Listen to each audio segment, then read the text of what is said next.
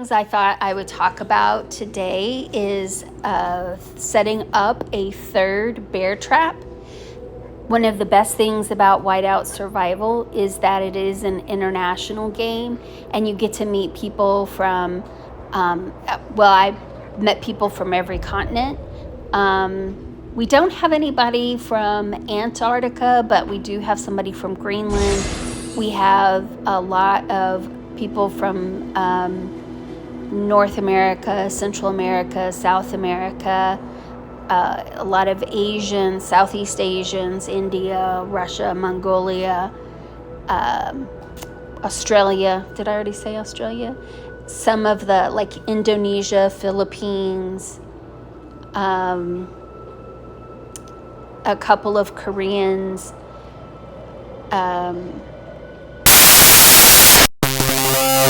So we have a very diverse group, and that makes it really hard to coordinate just two bear traps.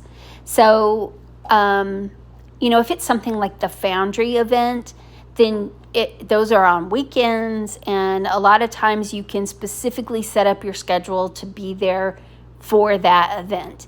Now, obviously, Whiteout Survival has events every weekend, and there's always something happening. But for bear trap, like those happen during the workday, and there's a lot less flexibility for most people when it comes to being able to attend bear trap. So we found that having just two traps for our very active international alliance, we have 100 people, and most people are active every single day, and there's a lot of activity and interest. So we set up a third trap. And the first question I would ask myself before I set up a third trap is, do you actually have enough active members to support a third trap? Because what you don't want to have happen is you set up a third trap and then each one of your traps only has like 5 people playing, because scores will be terrible, people will be disgruntled, it won't be fun. We have, like I said, a fairly active alliance. And so we have between at least 15 to 20 people every day for every one of our bear traps. I mean, not every day, every other day for our bears. So we do one at 0100 UTC for those in the Americas. And, some like occasionally the Australians, it's really early for them, but sometimes they might join. And then we have a second bear trap that is at 1600. Whoops, my game is going crazy. So the second one is at 1600. But then we had, this is a little too early for the Europeans. They find that the 1600 doesn't really work for them. They're might not be off work, or they're just coming home from work, and so they weren't able to do that. And there was a lot of concerns about that, so we added a third trap. And I'm going to talk about how you go about that. So the first thing, once you've identified that you need the trap and you have enough participation to support adding a third trap, the next thing you need is either an academy or a shell alliance that is near your alliance. So the blue dots are my alliance, and our academy is Sun, and you'll see that Sun is right next door to our alliance. And this is important because you have to build banners over to where you want the trap. So when we built banners probably over here to where Mio is and the bird. And so we gave plenty of room, and then we built the trap. And then we went in and deleted all of Sun's banners. Now it's still Sun's trap, but now you look and we installed red banners, and this is because we wanted our people to be able to come and we didn't want them to have to teleport every time they went to play bear, right? We want them to be able to just sit in their spot by the bear trap but stay in red until they have to go to sun to play bear. So that's the other negative is they do have to leave red, our alliance, and join sun in order to play bear, and then they can come back afterwards. It makes things a little bit trickier. You have to whitelist everybody so that you don't have to have an R5 or R4 sitting there letting everybody in. Approved, approved, approved, approved. Like, nobody wants to do that. So you have to whitelist everybody in both alliances that might play the trap.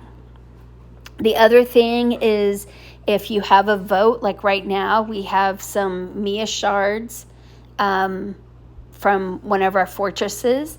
And so we're doing a vote to find out who needs them, because we don't want to give them to people who don't need them. And if anybody left right now, their vote would be lost. They would leave, and then they would come back, and they would have to vote again. And this applies for things like registration. So Alliance Championship. If they register before they leave, then when they come back, they have to register again, and they have to stay in red until the Alliance Championship registration closes. Same thing with Foundry, same thing with Canyon Clash, those kinds of things. If they leave and they don't come back before reset when there's a fortress, then they can't battle in that fortress. So there are some drawbacks, but for us, it works well. The people have adjusted. We've had, there's occasionally a glitch where somebody forgets to come over, and then they're like, oh man, I can't play in the fortress. But we can still allocate awards to them. They just didn't get to go and do the battle with us. So again, just kind of to rehash, you build the banners, put the bear trap where you want it, delete the Shell Alliance's banners, and then you go in and you install your banners as if this was your territory, because it is. And then the people can move in, and then you whitelist everybody who's going to play the trap in your main alliance, and then you have everybody move over to the Bear Trap Alliance, and you whitelist them there. And then, we just have them pop over 5 or 10 minutes before Bear Trap starts. And they don't have to physically move.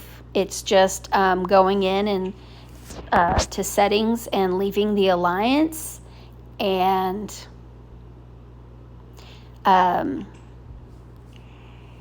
joining the new one.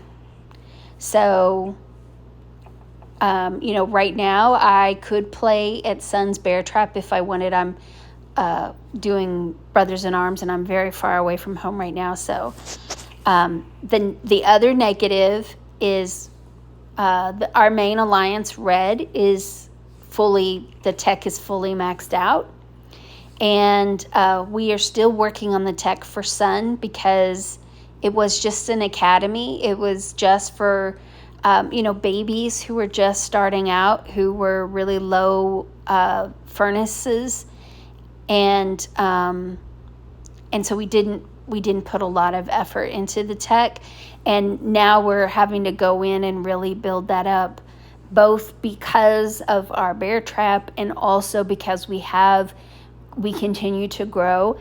And so now we have a lot of people new to Whiteout Survival in our academy, and they're learning how to play, and they'll eventually move over to Red, but they're not there yet. But you can see there's still, we're getting close to maxing our tech. We've been working really hard at it over the past few weeks, months. I guess it's been months. And I'm going to go back. The other thing is, ideally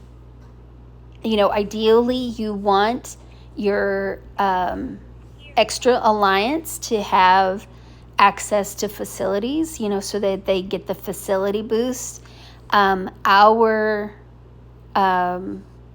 I think it has access to one facility or two. And I think one of them is resource production or research. I forget what it is off the top of my head. So, it's just really important that you think about how y'all are going to manage that. Hold on one second. Wilhelmina, Josefina, hush. How y'all are going to manage the tech. And, if you have a shell alliance from an alliance that merged with another alliance, that's kind of ideal because it's already built out and it probably already has banners to facilities that it has access to. But that might not be next door to you. So, there are some things and some logistics that you have to work out, but it is possible to have a third bear trap. And I think one of the things with Whiteout Survival, when you have 100 people and if they're active and they're very international and they're scattered around the world, having that third bear trap can really make a difference in the satisfaction of your members. As always, if you have any questions, drop me a comment. And if there's anything you'd like me to talk about that I haven't touched on in any of my videos yet, feel free to drop a comment and make a suggestion.